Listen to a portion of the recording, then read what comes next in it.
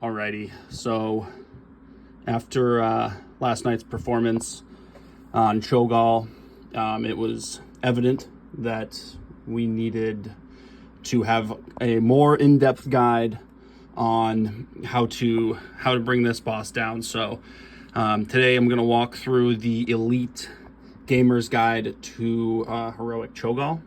And really the first thing I want to go over, and one of just really the biggest pieces of this fight, is understanding the layout of the room and where different things are going to happen. So what you're seeing here is Cho'Gall's throne room. You obviously see the Iron Throne in that north position, as well as the Spooky Boys that come out on either sides of the room, east and west. But one of the things I want to draw your attention to is the grid. Most casual guilds do not use the elite grid strategy, but we're going to use it to keep everybody in order and make sure that we're not moving and killing each other, and making sure that we're in positions for those interrupts. So what you'll see here is that majority of the fight, big bad Cho'Gall will be tanked between 3-4 BC. So that is this mark right here. So that is a key thing. If you hear 3-4 BC, that is what I'm talking about. But you need to be able to pivot to B4 or B3 or even B2, and sometimes even C3 if needed. So this is kind of that area based on when those adds do spawn, and those ranged DPS and healers, based on when the fire spawns. So if we get a fire circle, you really need to be agile enough to get over to D4 or even D2. And sometimes you need to fuck off to China all the way to B5, right? So understanding, the grids and the callouts will be imperative. If you do miss a callout, it will be an immediate wipe. So understanding this grid, and sometimes even, we might come in and 4 and 3 might be switched. It just depends on from what angle we're pulling the boss. So if we come in and Liebert pulls like this, or Zeril pulls aggro off quickly and the boss does 3 360s, then the 3 and the 4 are switched, and the 5 and the 2 actually also get switched. So depending on if Zeril gets hit down below 20% health, that is whether or not the 5 and the 2 move. If it's only a 50% hit, we're fine. If he gets one shot, these numbers are actually completely switched. So 6 going to 1. So that is a big switch. It's not really a huge switch in the middle, but you need to be aware that if Zeril goes down immediately, then you need to be ready to pivot on the callouts, okay? So with that, kind of that baseline, let's go to the next step. And really, this is what I wanted to get into, because clearly we had some struggles just playing our class. So this is what I like to call how to not suck at your class 101, okay? So I'm just gonna go through really the core roles and what they need to be paying attention to. So the first and foremost, one of the big things in this fight, and I'm not sure we're even gonna be able to do it, but I'm gonna talk about it just in case we can, is the Fire Wizard. So our Fire Wizard, they have a really, really important job, and it's to stand in bad shit and then throw flaming fireballs, okay? So what we're gonna need is you're gonna need to wait, and I'm gonna have to get in really close here. So there are timers, right? So a timer happens here, something happens here, something happens here, and then there are things that happen here and here and here, and also a few that happen here. So these are the different timers. So imagine this is a time scale starting from like the 1 minute mark to the 4 minute mark.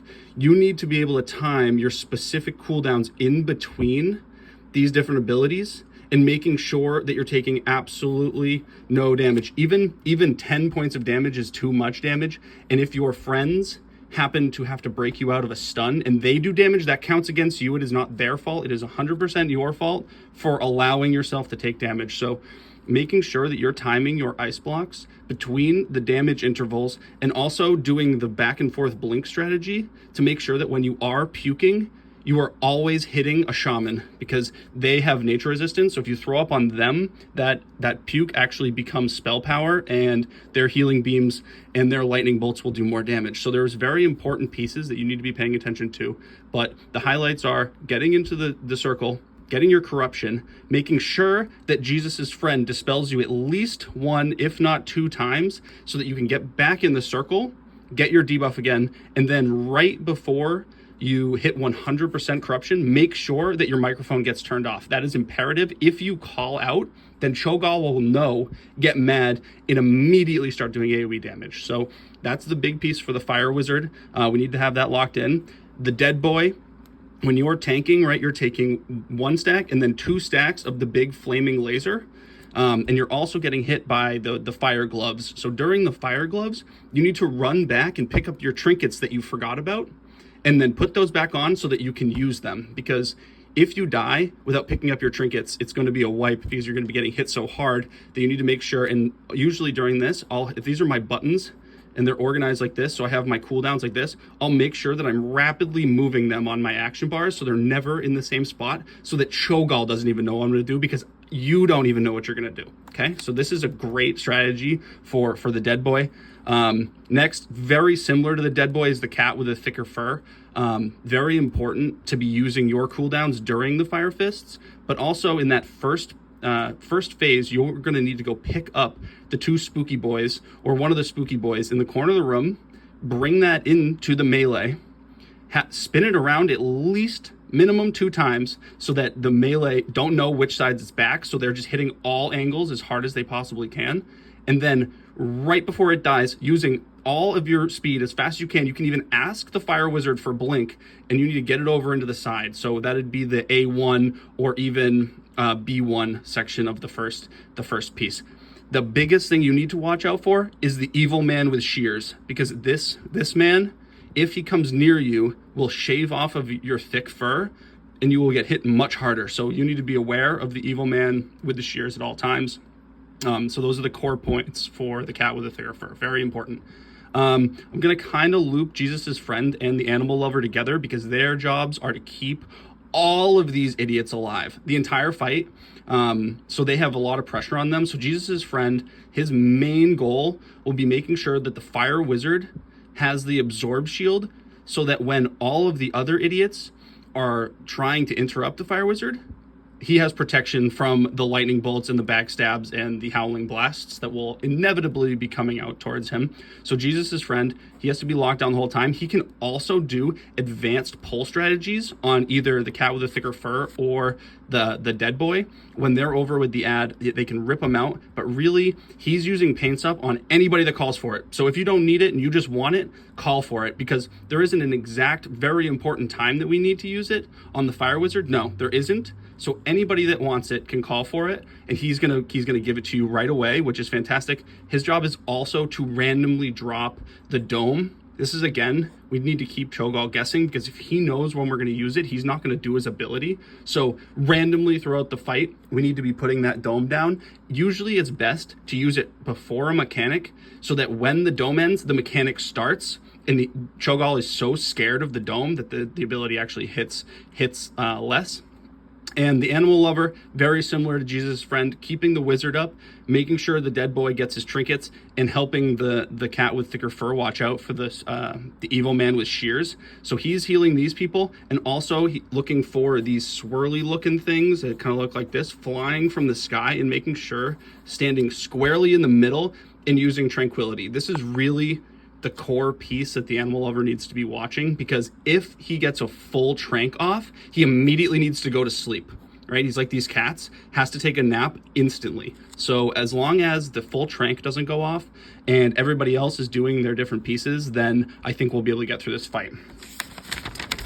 All right, so the next piece is the ads, and there's 2 core things about this. First of all, everybody knows there's going to be a fire ad and a shadow ad, right? It's not special. They spawn on either side of the big bad.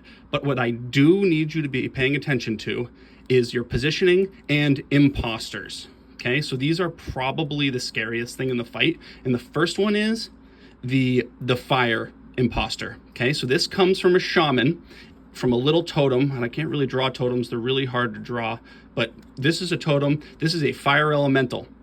Do not fight the fire elemental. Do not run around and try to chase him. This is an imposter, okay? So this imposter is the fire. And then if you see Batman, it will look like a purple flaming guy with wings, or a warlock. That is not the shadow ad. This is an imposter, okay? So be aware of him, because he's actually with the gremlins sometimes, but he does this dance move. and can easily be mistaken for the Shadow. And I've seen many people chasing him around just out of his sheer beauty, honestly. But really, we need to be making sure we're killing the actual Shadow guy and not the imposter Shadow guy, okay? So this is what I want you to be paying attention to when those ads spawn, because if they do not get killed and we kill one of the imposters and we chase an imposter around, then the big bad gets really strong and all the gremlins are dead.